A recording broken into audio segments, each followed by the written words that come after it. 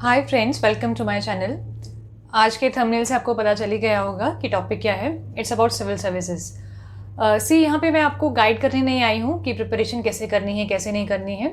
उसके लिए I think आपके जो कोचिंग क्लास में फैकल्टी मेंबर्स हैं, आपके मेंटोर्स हैं, इवन आप खुद भी इतने समझदार हो तभी आप ये तैयारी कर रहे हो, राइट।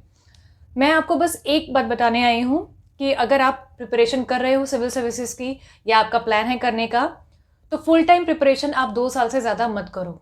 2 साल का टाइम तो इसमें चाहिए ही, क्योंकि आपका प्री है, उसमें कुछ 15-16 सब्जेक्ट्स हैं। देन आपका मेंस है, उसमें GS 1 2 3 4 है।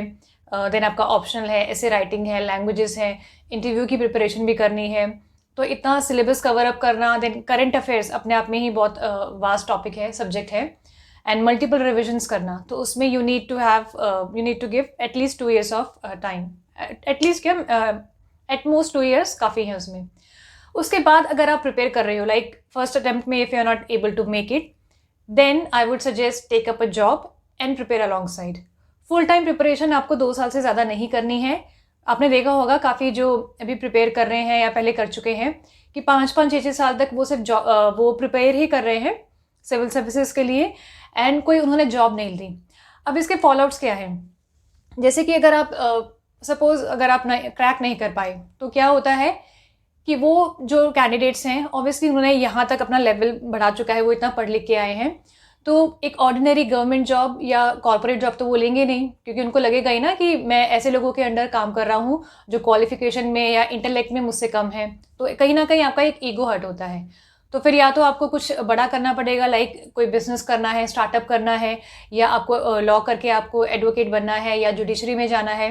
देन अगेन वहाँ पे भी बहुत कंपटीशन है। सिविल सर्विसेज में तो कंपटीशन है ही, पर हर जगह पे ही कंपटीशन है, क्योंकि इंडिया में अनएम्प्लॉयमेंट इतना ज़्यादा है, पॉपुलेशन इतनी ज़्यादा है, यूथ इतना ज़्यादा है। तो अगर आप सक्सेस रेट देखो तो बहुत कम है, ठीक है। एंड दूसरी चीज़ ये है कि ये सोचना कि सिविल सर्विसेज ही सब कुछ है, ये गलत है। हर एक जॉब के, हर एक प्रोफेशन के अपने कुछ प्रोज हैं, कुछ कॉन्स हैं। लाइक सिविल सर्विसेज की अगर हम बात करें तो आपको ब्लू बेकन मिलेगी, आपको पावर मिलेगी, आपको स्टेटस मिलेगा, आपको बहुत रिस्पॉन्सिबल पोजीशन मिलेगी। देन अगर आप सेक्रेटरी के लेवल तक गए तो पॉलिसी फॉर्मुलेशन में भी आप कंट्रीब्यूट करोगे। हो सकता है कि you will go down into history. तो वो चीज़ें तो हैं ही, बट कॉन्स भी बहुत हैं। जो ऑलरेडी वहाँ पे प्लेस्ड हैं, जो पहुँच चुके हैं सिविल सर्विसेज में, उनसे अगर आप बात करेंगे ना, तो आपको पता चलेगा कि जो स्टेटस है, वो रिकग्निशन जो है वो आपको स्टार्टिंग में ही मिलेगा। लाइक आपने क्रैक कर लिया एग्जाम, आपका सिलेक्शन हो गया, तो आपके शहर का जो लोकल न्यूज़पेपर है वो आपको, उसमें आपकी न्यूज़ आ जाएगी। आपके जो अल्मा मेटर हैं, जहाँ से आपने पढ़ाई की है, वो आपको बुला के फेलिसिटेट करेंगे। तो ये रिकग्निशन मिलेगा, पर उसके आगे की जर्नी जो है ना, वो सिर्फ आपकी जर्नी है। फिर आपको कोई मदद नहीं करने वाला, वो आपको ही झेलना पड़ेगा। कॉन्स भी काफ़ी सारे हैं, लाइक फ्रीक्वेंट ट्रांसफर्स हैं, देन 24/7 जॉब है, बहुत हेक्टिक शेड्यूल है, पॉलिटिकल प्रेशर है। पे की अगर हम बात करें तो पर्क्स तो बहुत है, बट पे जो है, जो एक्चुअल कैश कंपोनेंट होता है, वो आपकी रिस्पॉन्सिबिलिटीज़ के कंपैरिजन में काफ़ी कम है। और आप देखोगे जो सिविल सर्वेंट्स हैं, उनको भी एक रिग्रेट रहता है। उनको क्या लगता है कि हमें ये सब तो मिल गया, पर जो हमारे काउंटर पार्ट्स जो कॉर्पोरेट सेक्टर में हैं, हमसे ज़्यादा पैकेज पे हैं, जबकि उन्होंने बहुत ऑर्डिनरी कॉलेजेस से पढ़ाई की है, हमारे जितना उन्होंने कुछ मेहनत भी नहीं की है। हर साल वो एक बार फॉरेन ट्रिप जा रहे हैं, हर 2-3 महीने में, 4 महीने में इंडिया में ही कहीं घूमने जा रहे हैं। तो उनको भी वो दिखता है जो उन्हें नहीं मिल रहा है। तो वो इंसान की एक ह्यूमन नेचर है कि जो हमारे पास नहीं है ना, हम वही देखते हैं, जो है वो हमें नहीं दिखता है। सो अब यहाँ पे ये भी है कि आपने, अगर आप क्रैक नहीं कर पाए सपोज, तो एक तो आपका कॉन्फिडेंस बहुत गिर जाता है, और आपको पुट डाउन करने के लिए बहुत सारे लोग हैं, आपके फैमिली मेम्बर्स और आस पड़ोस के वाले, आपके फ्रेंड्स, जो आपका मजाक उड़ाएंगे कि अरे तुमसे तो नहीं हुआ। वैसे तो अगर प्रिपरेशन अगर आप करते हो, वो अपने आप में ही एक बहुत बड़ी अचीवमेंट है, क्योंकि उसकी प्रिपरेशन आसान नहीं है। पर वो लोग नहीं समझते कि 1000 वैकेंसीज है और कंपटीशन इतना है। एप्लीकेंट्स अगर आप देखो, 4-5 लाख तो प्री में बैठते हैं, मेंस में फिर और थोड़े छंट जाते हैं। तो सक्सेस रेट 2-3% ही है, और बाकी जगह भी इतना ही है। अगर आप जुडिशरी में जाओ, आप बैंक पीओ या सीजीएल के लिए प्रिपेयर कर रहे हो, तो सक्सेस रेट जो है वो बहुत ही कम ही है। तो वो लोग ये नहीं समझते हैं, वो बस मजाक उड़ाते हैं, आपको पुट डाउन करते हैं। कहीं ना कहीं आपका कॉन्फिडेंस भी शेक हो जाता है। And the most important thing जो मेरे हिसाब से, you miss out on so many things in life. Like आप कट ऑफ करते हो फ्रेंड से, you don't attend family functions, anniversaries, birthdays. आप अपने आप को एक जोन में ले आते हो, प्रिपरेशन की जोन में, क्योंकि बहुत डिमांडिंग एग्जाम है, आपको फुल फोकस उसमें चाहिए। तो आप डाइवर्ट नहीं कर सकते अपना फोकस, राइट? तो आप खुश रहना ही छोड़ देते हो, आप अपना जो वर्थ है ना, सेल्फ वर्थ है, वो उस एग्ज़ाम से एसोसिएट कर लेते हो कि अगर मैं ये एग्ज़ाम क्रैक कर पाया फिर तो मेरा जो सेल्फ वर्थ है वो हाई है, मुझे खुश होने का अधिकार है, नहीं तो मैं कुछ भी नहीं हूँ। बट ऐसा कुछ भी नहीं है। एक एग्ज़ाम या कुछ चंद नंबर आपका कैलिबर डिटरमाइन नहीं कर सकते। लाइफ में बहुत अपॉर्चुनिटीज़ हैं, बहुत सारी आपको मिलेंगी, बहुत सारी आएंगी जाएंगी, और हर किसी का अपना कैलिबर है, और जॉब तो कोई भी परफेक्ट नहीं, जैसे मैंने कहा। सिविल सर्विसेज भी अच्छा है, बुरा भी है, बाकी जॉब्स भी अच्छे हैं, बुरा भी है। तो उसको ना अपने ईगो पे नहीं लेना है।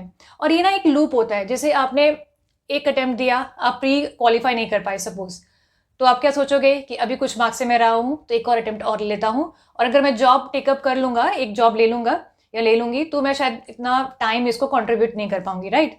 तो मैं फुल टाइम प्रिपरेशन ही करती हूँ बैठ के। तो अब उसमें क्या है, नेक्स्ट टाइम सपोज आपका प्री क्वालिफाई हो गया, अब आप मेंस में रह गए, फिर आपको लगेगा कि चलो एक और अटेम्प्ट दे देती हूँ या दे देता हूँ, इस बार शायद क्वालिफाई हो जाए।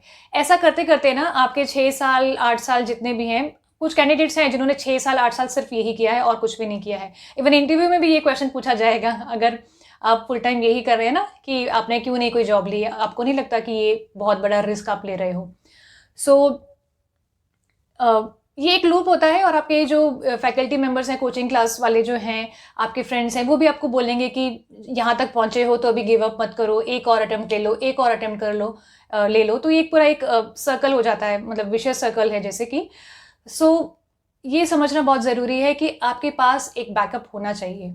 इन केस आप क्रैक नहीं कर पाए तो एक बैकअप ज़रूरी है, क्योंकि लाइफ में इकोनॉमिकली मतलब आपको एम्पावर तो होना ही है ना, इंडिपेंडेंट तो आपको होना ही है। सिर्फ सिविल सर्विसेज ही आपको इंडिपेंडेंट नहीं बनाती, आपको एसेट्स भी क्रिएट करनी है, आपको एक अच्छा कंफर्टेबल लाइफस्टाइल खुद के लिए भी जीना है, दूसरों को भी देना है जो आपके फैमिली मेम्बर्स हैं। तो आप कहीं ना लाइफ में बहुत पीछे रह जाते हो, तो ये आपको नहीं करना है फुल टाइम प्रिपरेशन। सो सबसे मेन बात जो है वो ये है कि एग्ज़ाम है, उसको एग्ज़ाम की तरह लो, ईगो पे नहीं लेना है, और आपसे बढ़कर कुछ भी नहीं है। भले ही अगर आप क्रैक भी नहीं कर पाए तो उसमें ऐसा नहीं है कि आप you are good for nothing, ऐसा कुछ भी नहीं है। आपके लिए शायद कुछ और चीज़ लिखी है, कुछ और चीज़ बनी होगी, और वो आप कर सकते हो। ऐसा नहीं है ना कि सिर्फ सिविल सर्वेंट्स जो हैं वही सक्सेसफुल हैं, बाकी लोगों को आप सक्सेसफुल नहीं कह सकते। तो अपॉर्चुनिटीज़ बहुत आएंगी, आपसे इम्पोर्टेंट कुछ भी नहीं है, और आपके खुश होने से, खुश रहने से ज़्यादा इम्पॉर्टेंट कुछ भी नहीं है। अगर आप हो तो जॉब है, अगर आप नहीं हो तो कुछ भी नहीं है, राइट? अगर ये वीडियो अच्छा लगा तो प्लीज़ आप लाइक शेयर एंड कमेंट कीजिए, सब्सक्राइब कीजिए, एंड मुझे कमेंट करके बताना आपके अगर इससे रिलेटेड कुछ क्वेरी है, आपको कोई जॉब मिल रही है, आप कंफ्यूज्ड हो और आपको समझ नहीं आ रहा कि मैं प्रिपरेशन कंटिन्यू करूँ या कैसे क्या करूँ, तो अगर हो सका तो मैं आपको गाइड ज़रूर करूँगी। So thanks for watching, bye bye.